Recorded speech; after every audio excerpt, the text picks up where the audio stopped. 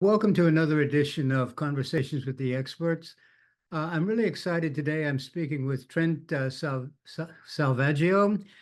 He has an enormous amount of experience in a variety of companies, including ADP. He's working at a university as a college professor. He's done projects on the future of work, and spent a long time as executive director of the Internet of Things Talent Consortium, which sounds a very exciting thing. I have to say, Trent, I'm not sure that I am particularly happy about having my toothbrush, communicate my oral hygiene habits to my dental insurance company, but perhaps you can enlighten me if that's something I don't have to worry about. So with your background, it seems you have a lot of experience working with both new technologies and with people. And in my experience, um, it's not always easy to get people to use new technologies. Is that sort of similar to your experience? And if so, how do you approach that dealing with that issue? Yeah, you bring up a really good point there. And just to be clear with everybody, is I say that I'm technology adjacent. I work with a lot of really great technology organizations, and my focus is on that human side of things. And so, like you had talked about earlier with the work at the consortium, and now we're talking about technological adoption. What we tend to see is that really comes down to being a pure human endeavor. When we see all these stats about things like new implementations and digital transformations failing 60, 70% of the time, uh, most of our research suggests that it's not the fault of technology itself. The technology is good. Where the failure occurs is in that rate of adoption and overall ability to understand through the greater enterprise how everything integrates together and the role of people in making that come to life. Yeah, I think people may have evolved to kind of want to do today what they did yesterday. And dealing with change can be a bit of a challenging thing. And I think they read about technological change. They may see threats to their own job. I think if you think about technology now, you read a lot about AI, not only threats to people's jobs, but threats to the entire human race. I mean, do you think that's something we have to worry about? People fall in one of two camps on this one, and it seems that it is an extreme either way. It's going to be the greatest thing that ever happened, or absolutely it's coming for everybody, and life's never going to be the same. I'm one of those odd people who sit kind of in the center there. Yeah, AI is absolutely here. It's here to stay. It's going to be one of those transformational moments in not only the world of work, but in the world of technology and in the history of humanity. It has that potential.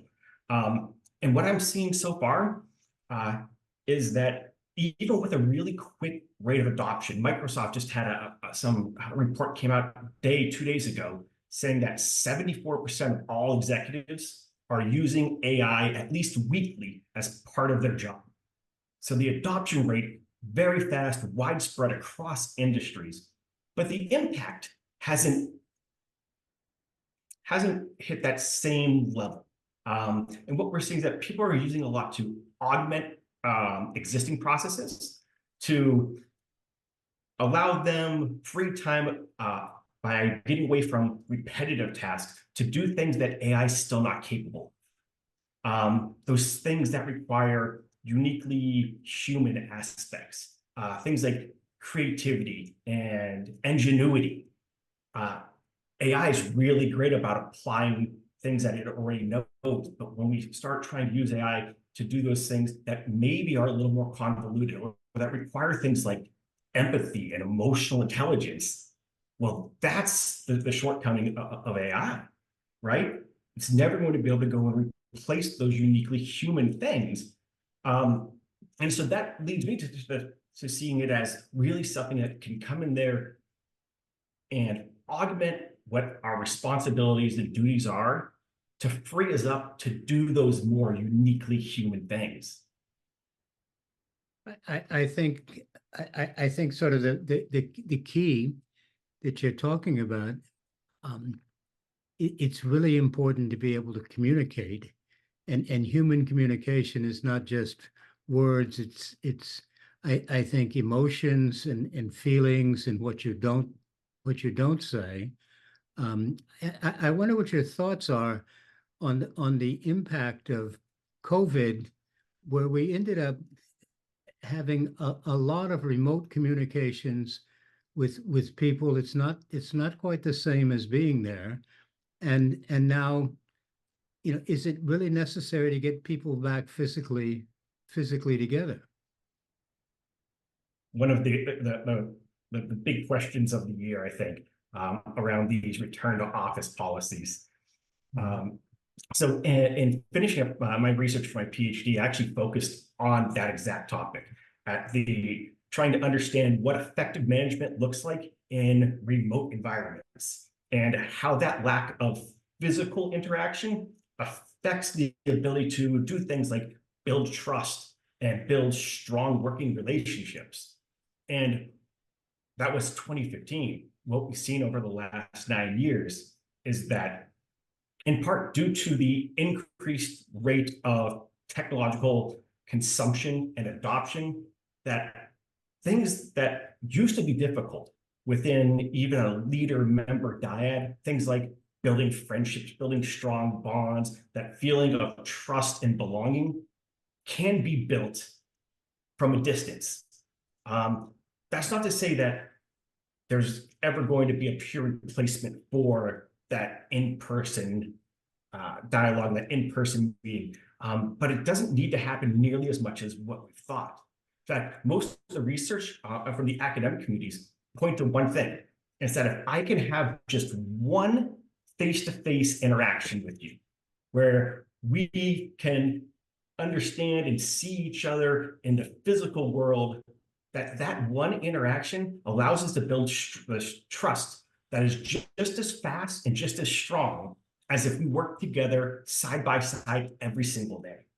So the old adage of trust needs touch still holds true, but not into the same kind of paradigm as it used to.